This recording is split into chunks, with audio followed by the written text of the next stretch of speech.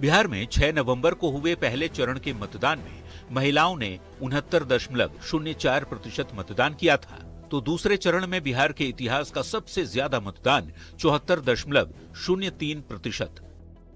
महिलाओं की संख्या पुरुषों के मुकाबले कहीं ज्यादा थी।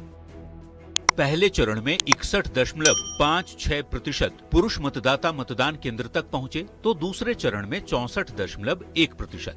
यानी पहले चरण में पुरुषों के मुकाबले महिलाओं ने 8% ज्यादा वोटिंग की, तो दूसरे चरण में पुरुषों के मुकाबले ये प्रतिशत 10% का रहा। मतलब ये हुआ कि बिहार में बीते 3 विधानसभा चुनाव 2010, 2015 और 2020 की परंपरा फिर निभाई गई।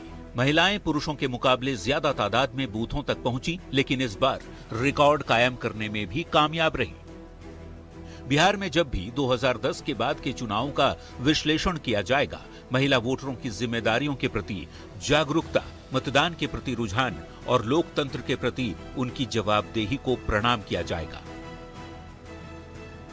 किस्से कहानियों में सुनेगा भारत कि जब बिहार बदल रहा था तो बदलाव की सबसे बड़ी वजह थी आधी आबादी यानी नारी शक्ति, माताएं, बहनें और बुजुर्ग महिलाएं। Bureau report, news 18।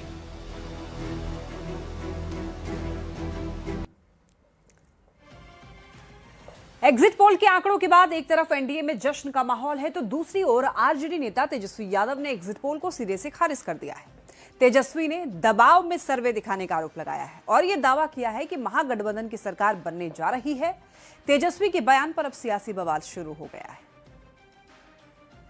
Propaganda Modi ji की एजेंसी द्वारा एक मानसिक तौर पे लोगों का दबाव बना रहे, इसलिए ये पूरा जो है सर्वे जो है कराया गया है।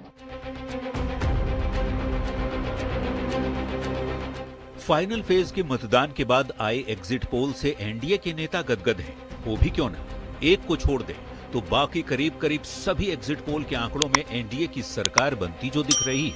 लेकिन इन एग्जिट पोल्स के आंकड़ों से एक नेता बिल्कुल भी सहमत नहीं है, और वो हैं आरजेडी के नेता और महागठबंधन के सीएम फेस तेजस्वी यादव।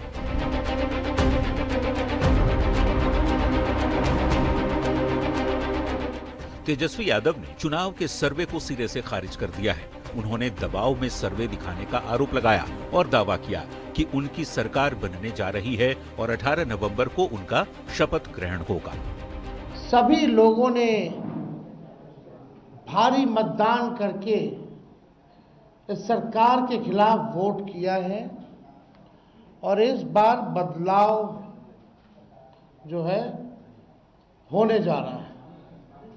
कहीं इफ एंड बट की भी गुंजाइश नहीं रह गई है। तेजस्वी के एग्जिट पोल पर दिए गए बयान पर एनडीए नेताओं ने पलटवार किया है। ये सब उसी किस्म का आरोप है जो वोट चोरी और एसआईआर पर था। वहीं जिस ढंग से तेजस्वी यादव ने सभी एग्जिट पोल्स को खारिज करते हुए महागठबंधन की सरकार बनाने का दावा किया है, उस पर बीजेपी नेताओं ने तंज कसते हुए कहा कि तेजस्वी को भ्रम वाली बीमारी हो गई है। अंग्रेजी में एक शब्द होता है डेल्यूजन, मतलब मानसिक असमंजसता। ने की उम्मीद है ये बताएं, उसके पहले आपके लिए ये जानना जरूरी है 29 सीट में से 5 सीट जीत सकती है।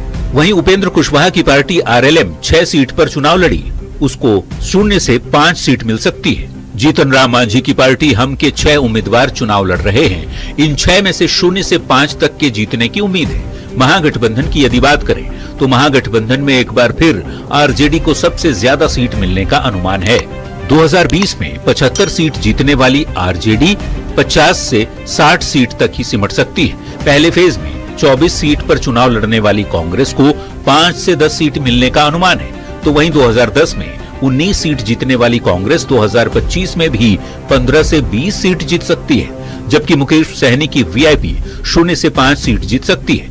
न्यूज 18 के सर्वे में प्रशांत किशोर के लिए खुश होने वाली खबर है। अनुमान है कि प्रशांत किशोर की पार्टी जनसुराज को 5 से 10 सीटें मिल सकती है। रिजल्ट भले ही 14 नवंबर को आए, लेकिन उसके पहले न्यूज 18 के सबसे सटीक सर्वे से तस्वीर काफी हद तक साफ होती दिख रही है कि बिहार में किसकी सरकार बनने जा रही है। Bureau report, news 18।